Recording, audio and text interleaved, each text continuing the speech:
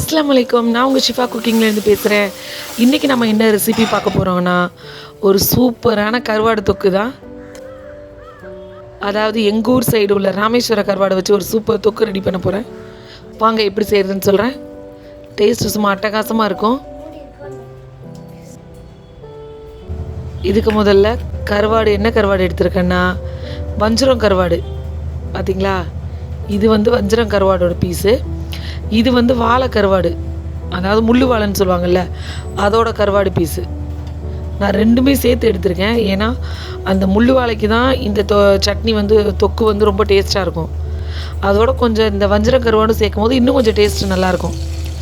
அதனால் நான் 2 கருவாடுமே எடுத்திருக்கேன். முதல்ல ஒரு கடாயில் எண்ணெய் காய வச்சு இந்த கருவாடு எல்லாத்தையும் போட்டு ஒரு அரை பொரியலாக பொரித்து எடுத்துக்கோங்க. ரொம்ப முருக பொரிச்சிடக்கூடாது, கொஞ்சம் அரை பொரியலுக்கு அந்த மாதிரி பொரிச்சுக்கோங்க. ஆஃப் வேக்காடுக்கு. ஏன்னா இதை நம்ம திரும்ப சட்னி மாதிரி பண்ண போகிறோம்ல, அது ரொம்ப முறுக்கிடுச்சுன்னா சட்னியில் போடும்போது நல்லா இருக்காது. இப்போ பாருங்கள், கரெக்டாக வரும். இப்போ இதை வெளியில் எடுத்துடலாம்.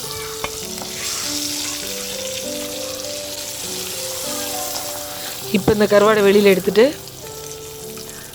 இந்த எண்ணெயில், அந்த கருவாடு பொரிச்ச அதே எண்ணெயில் நறுக்கி வச்சுருக்க பெரிய வெங்காயத்தை சேர்க்குறேன்.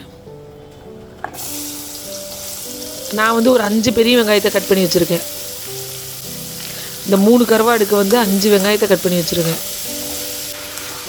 வெங்காயம் ரொம்ப வதங்கி ஓவராக சுருண்டு வர வேண்டியதில்லை, கொஞ்சம் வதங்கி கலர் மாறி வந்தாலே போதும். இப்போ பாருங்கள், இந்த அளவுக்கு கொஞ்சம் வெங்காயம் வதங்கி கலர் மாறி வந்தாலே போதும். இப்போ நம்ம பொரிச்சு வச்சுருக்க கருவாடை இந்த வெங்காயத்தில் சேர்த்துடலாம். வெங்காயத்தில் சேர்த்துட்டு வெங்காயத்தை கருவாடை லேசாக உடச்சி விடுங்க. அதை ஆல்ரெடி வேகும் போதே நல்லா உடஞ்சி வந்துடும், தொக்குலேயே உடஞ்சி வந்துடும். இருந்தாலும் லேசாக உடச்சி விட்றேன்.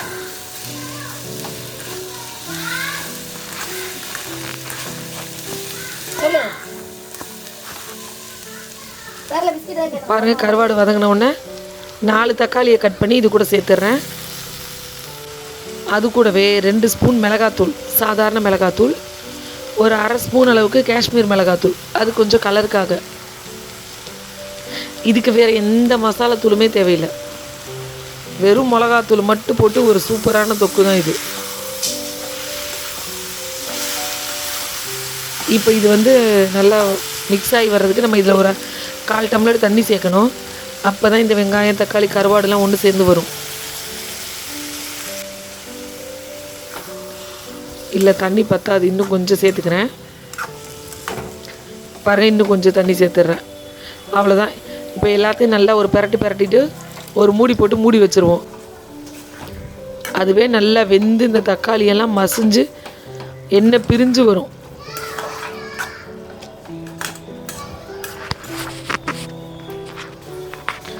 பாருங்கள், மூடி போட்டு வச்சிடுறேன். இப்போ பாருங்கள், தக்காளி வெந்து வருது பாருங்கள். அப்பப்போ ஓப்பன் பண்ணி இந்த மாதிரி ஒரு கிண்டி விட்டுக்கோங்க, இல்லைனா அடி பிடிக்க ஆரம்பிச்சிடும்.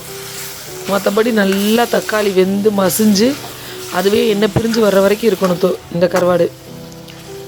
எண்ணெய் நீங்கள் பிடிச்சிடாம மட்டும் அப்பப்போ திறந்து கிண்டி விட்டுக்கோங்க. இப்போ தண்ணியெல்லாம் வற்றிருச்சுல, இப்போ அடுப்பை லோ ஃப்ளேமுக்கு மாற்றிடுங்க.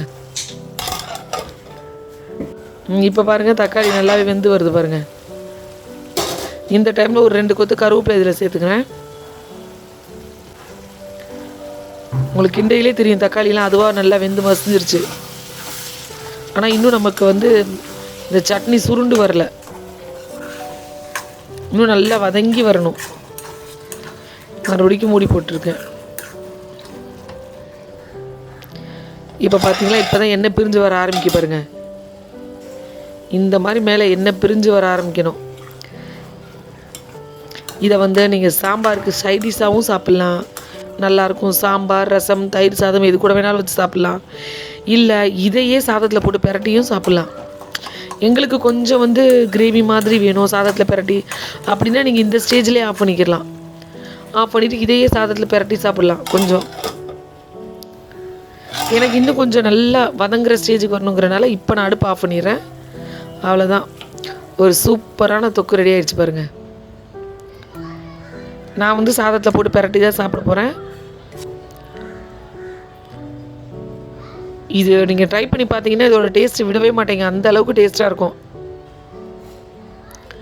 நான் இன்றைக்கி இதை சாப்பாட்டில் போட்டுட்டேன். இதோட சைடிஷ்ஷாக உருளைக்கிழங்கு வறுவல் தான் பண்ணியிருக்கேன்.